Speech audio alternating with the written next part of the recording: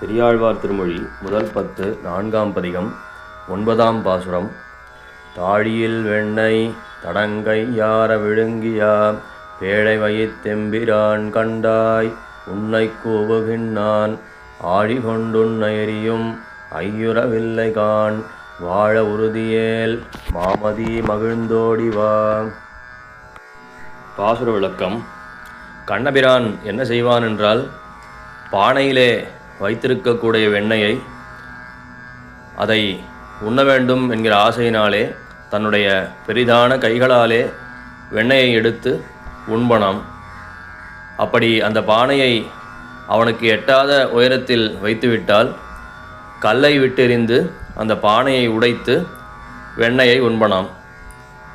அதனால் சந்திரனே, கண்ணபிரான் உன்னை ஆசையாக கூப்பிடும் பொழுது நீ வந்துவிடு.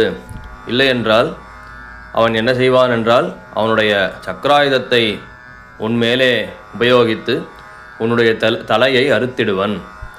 இப்படி அவனுடைய கோபத்துக்கு ஆளாகி முடிந்து போகாமல் நீ பிழைத்திருக்க விரும்பினாயாகில் உடனடியாக வந்துவிடு என்று சந்திரனை கூப்பிடுகிறாள் யசோதை இப்பாசுரத்தில்.